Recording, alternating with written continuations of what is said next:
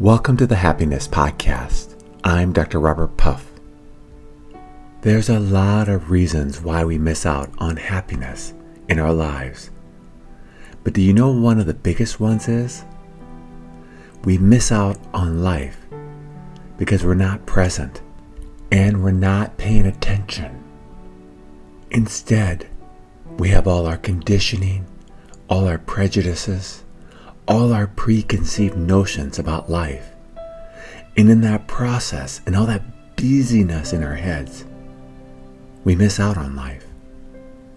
A simple way of seeing this is when we meet a person for the first time. Before they say one word and talk to us, we probably have seriously evaluated them.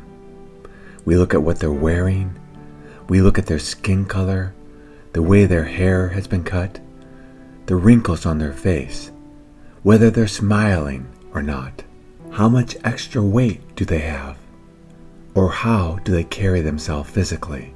Are they standing upright, or are they slumped over? And with all this information, we come up with an assessment. And then when we hear them speak, we listen to the way they speak, what they say, how they say things. And before we know it, we put them in a category.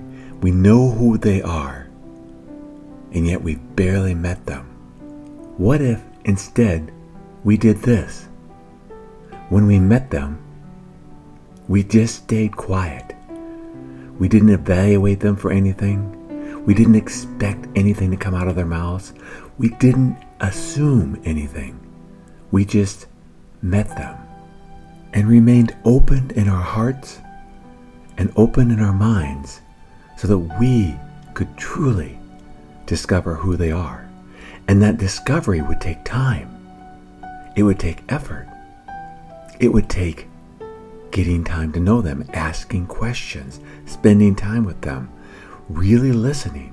And if we did that, I believe we would find we would meet a very different person. And we might, with time, actually get to know this person. One of the most poignant examples I have of this is my own. When I was in graduate school, starting off my career, I worked at Trenton Psychiatric Hospital for a year. I didn't have any experience. I didn't really have much training. But what I was allowed to do is talk to the people that lived on this locked psychiatric ward and get to know them.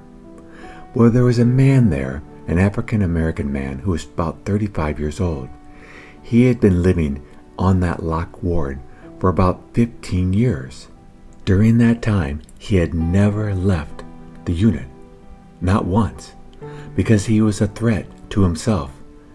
He kept telling everyone he was going to kill himself because that's what the voices in his head were telling him to do.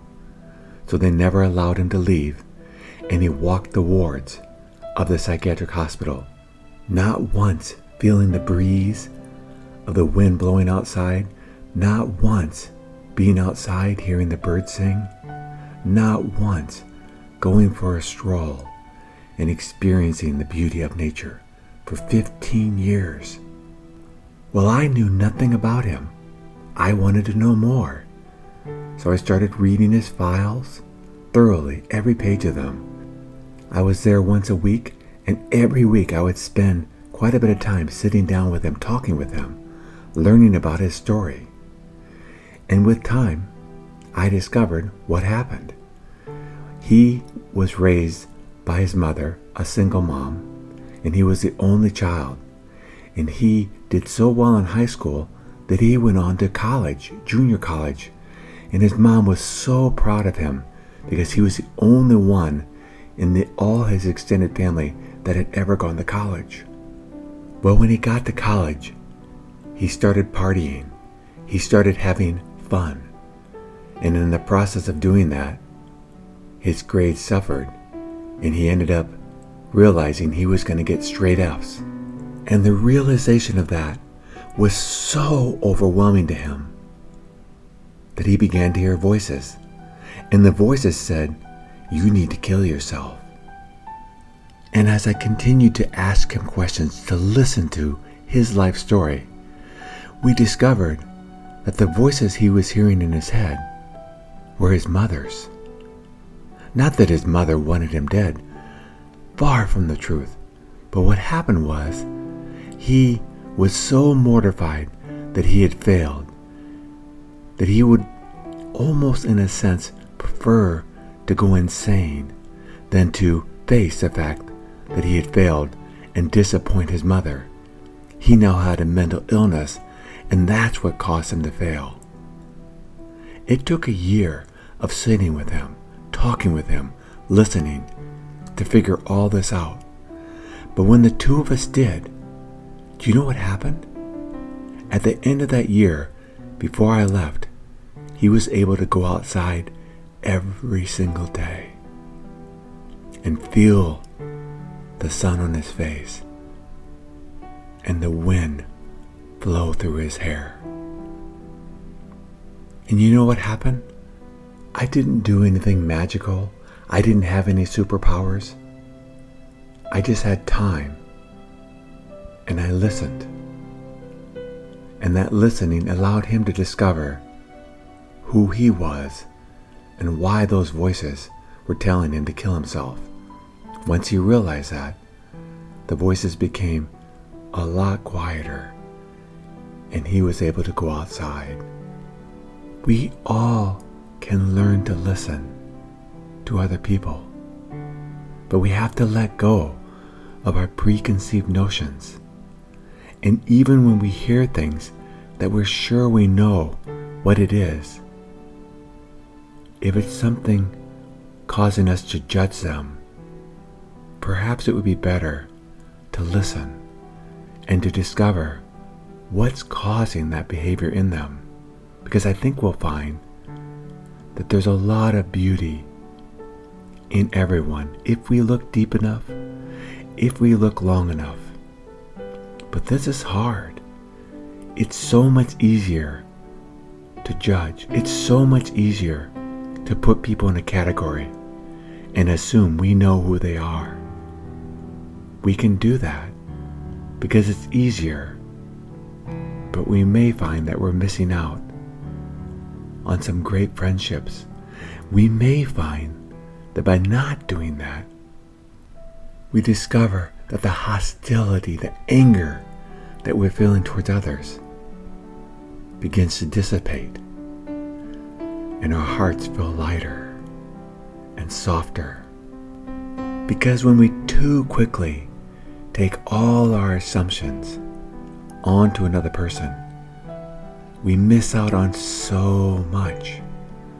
But when we begin to quiet our minds and say, shh, just listen, just watch, just explore, maybe we'll come up with the same assessment we had initially, but it gives us room to see more, to experience more, and I believe to have less hostility towards others.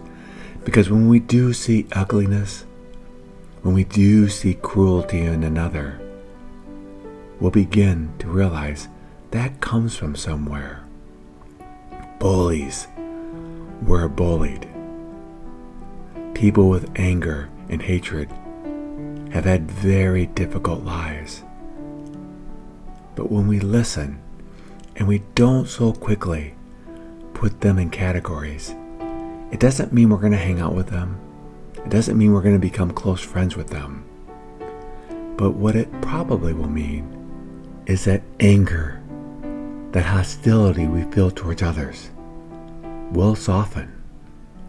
Or at least it won't bother us as much because we realize there's deeper roots running there.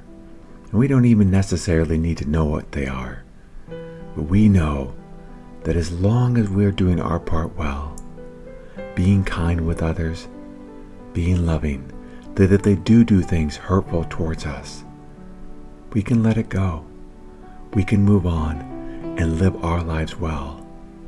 And also, we'll find that there's a lot more really cool, neat people out there that we can get to know. that we can spend time with, that we can enjoy. And when we do that, it's like the world opens up to us. Possibilities of encounters with others that can be magical. Possibilities of allowing people in our lives that we can affect their lives in positive ways, and perhaps they can affect our lives in helpful, healing ways. We discover that when there are misunderstandings, that we don't have to push back so harshly. We can pause and just listen. And the wonderful thing is, we're just not listening to them. We're also listening to ourselves. We get to see what we're feeling inside because we listen. We get to see how we're struggling and what's the cause of that, because there is a cause, and we can figure it out and then perhaps change it and make our lives better. So not only do we stop putting people in categories so quickly, we also stop judging ourselves, putting ourselves in categories so quickly, and instead develop a kindness towards others, a gentleness towards ourselves.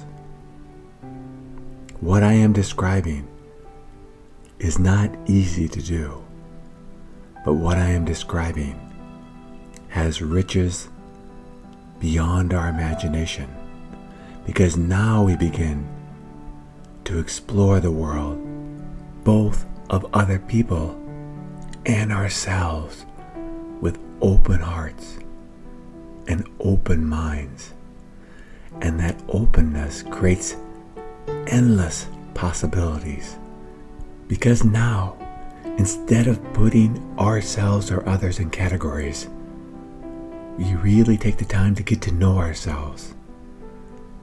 We really take the time, when we want to get to know another person. And if there is internal strife with our hearts or external strifes with another person, instead of judging that, instead of critiquing that, we become explorers and saying, what's going on here? What do I need to do this better? And I believe we'll find that with our open hearts, with our open minds, we will discover a beautiful world that we all live in. Thank you for joining me on the Happiness Podcast. If you'd like to learn more about the podcast, please go to happinesspodcast.org. And until next time, accept what is, love what is.